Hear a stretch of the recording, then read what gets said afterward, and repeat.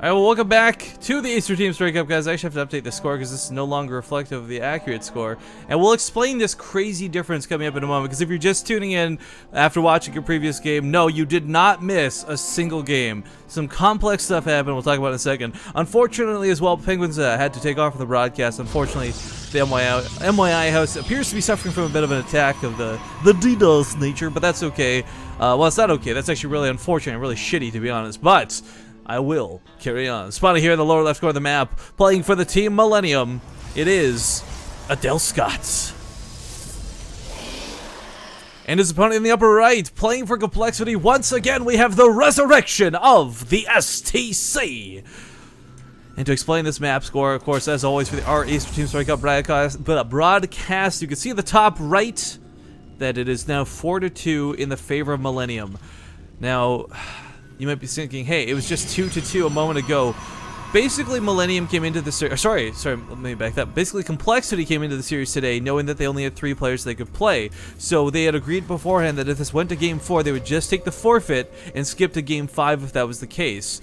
That's the case of what happened. Major not only did not show, I don't know if he AFK'd, got DC'd, or what the deal was, but like, we could not get a hold of him. Admins waited around for almost 20 minutes. Major was unavailable to play. So not only did Major take 1 loss there, that also put them in Game 4, where they had already agreed to take that 4th forfeit. So now, 2 losses back to back. This might be game number 5, but the score is 4-2. And we'll see what happens at this point. Of course, Millenium in a much better spot than they were moments ago. It's pretty good to be up in a series. That's never bad, but Adelscott looks to be doing proxies once again. I mean, he could be just hiding the Oracle for a delayed scout, but I don't think that's going to be the case. So I'm pretty sure this will be proxy Stargate one more time. Yeah, here we go. So proxies it down. This could again always be something else, but coming into the base again, a suspiciously low amount of pylons. Adelscott will, of course, be fine with 2 pylons for this period of time, but as the STC gets in here, guys, as we can see, if he makes a single other unit other than probes, he would need that 3rd pylon. And the STC, add-on 1, complete. 2 gases. He'll see double gases too in a moment if you didn't already see. Yep. So I'd love if he would poke behind the mineral line to confirm there's no 3rd pylon. If he does that, then he's gonna probably know it's the all-in coming once again. Stargate is now on the way officially. And chronoing out a Zealot when you've got 2 pylons, you cannot do that with 2 pylons, guys. Well, I guess you technically could, but you wouldn't want to because then you'd be immediately supply blocked with no 3rd one on the way. So, SCV leaving the base for the STC. He should have a pretty good idea of what's up. Now, unfortunately for him, as we saw, all-ins are not necessarily the easiest thing to hold off. However, coming across the map with these Reapers early, with no Mothership Core available, and only a Stalker, 2 Reapers can actually trade out with this kind of nicely. Not to the point where they auto-win, but if they break down that Stalker, suddenly he's able to push a little bit harder into the probe line. However, that Oracle is on the way, and the SCC does not have that bunker down, does not have turrets available just yet, and 2 Marines, 4 Marines, hell, are not even enough to deal with this. Checking for proxy locations, though, immediately we'll find this. They're gonna knock down the pylon. 2 Reapers actually have the DPS to kill the pylon before the 2nd Oracle gets out, I believe, even with Chrono Boost, so this first Oracle will be a pain, but that's it. Alright, let's see how much damage this gets done. As we see, there's no way he builds that 2nd one, so it doesn't invest into it. Instead, invest in the Nexus at home. Like this choice, if he had a Mothership Core, that'd be great for the overcharge, but as we see, no Mothership Core. 1 Stalker to defend a counterattack, and unfortunately for Adelscott, dancing a little bit awkwardly with these Marines. Hasn't taken a lot of damage yet, but can't really engage into this anymore.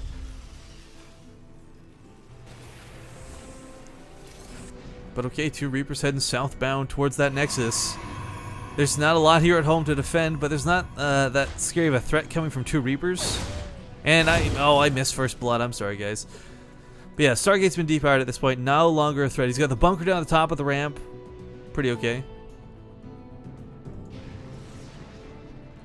Yeah, Stim on the way, and Medvac's coming out at appropriate timings. I don't think Adelscott's going to pull off the same shenanigans, but is going to invest in some extra gateways right now because, quite frankly, it's necessary. Not because he's going to necessarily all-in off 3 gates. I mean, okay, let's be honest, 2 all-ins off 3 gates, off 2 bases at least. You can do it off 1 maybe, but I don't think there'll be a really big follow-up to this. This Oracle, of course, has secured 2 kills so far this game. Not a lot.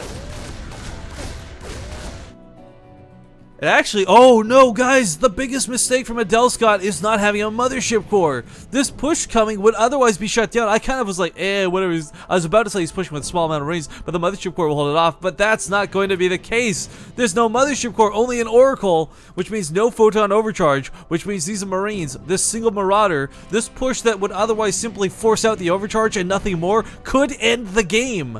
Not necessarily saying it will, but it's got the potential. All of these probes in the mineral line are going to be forfeit. Probe's going to need to be pulled. Stalker goes down immediately. And the only thing Adelscott can do really is force field off the top of the ramp. He can't engage into this. If he does, he's screwed. Doesn't. Oh! Okay, there we go. Force field goes down. But of course, the high ground vision provided by the Reapers, the Marines can shoot upwards if they'd like. More Marines funneling across. Adelscott gonna lose this Nexus. And unfortunately for him, the STC appears to be, well, a little too good. I don't know. Adelscott, man, why did you not go for the mothership core? What a mistake! That overcharge would have kept this army at bay, but now trying to... Actually, with the Stalkers, will do a little bit of kiting here, but of course, now getting right on top of it with a stutter step, focus, firing it down. Adelscott going to lose the Marines to the top of the ramp, but so much economic damage has been done. Maybe not a lot of the probes that, but losing that Nexus, those 400 resources, a real pain. I wonder if... Did STC not realize that he didn't kill the probes, maybe? Well, either way, going to focus down these Zealots before they even get in to do damage. Of course, Probe's now coming back. Can he kill a couple more things on the way? That's going to be the big question. Killing a lot of these Stalkers as well. Sees 5 gates off of one base. There's only one response to this, and that's not to expand. Adelscott may try to, but if he does, he's got to recognize it'll be a long time before he's mining again. And with a bunker coming at home for the STC, I don't think he's really in any danger of the counterattack. Last time, of course, we saw the threat of only having one bunker, but the advantage for Adelscott was he had this huge amount of units. The STC just killed off 2 sentries, 3 Stalkers, and 2 Zealots. Not a problem.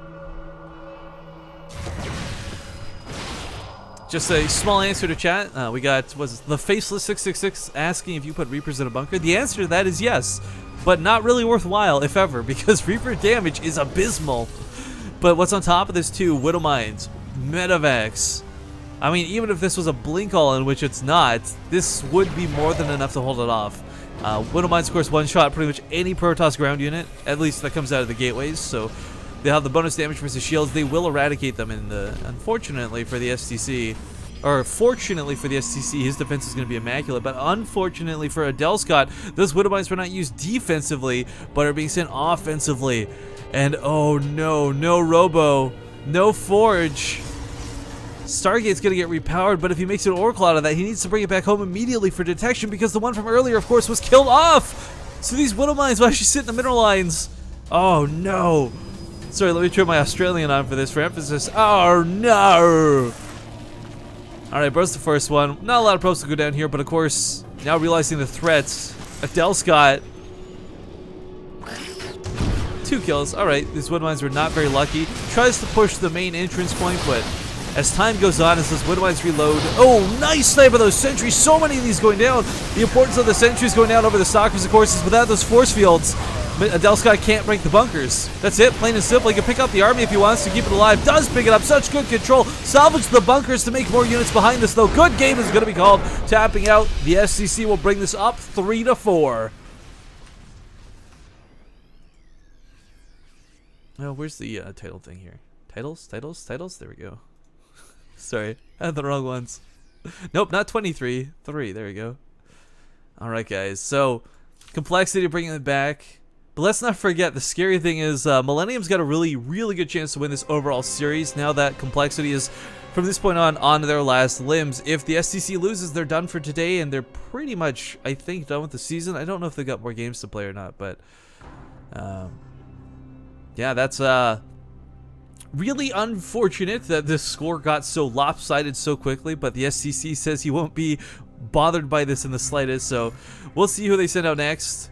I'm going to toss out some ads and refill my water, since when you start solo casting, you need a lot more water than when you duo cast. So, guys, don't go anywhere. I'm going to play some ads, and I'll be back in a sec. Thank you for watching the Acer Team Story Cup.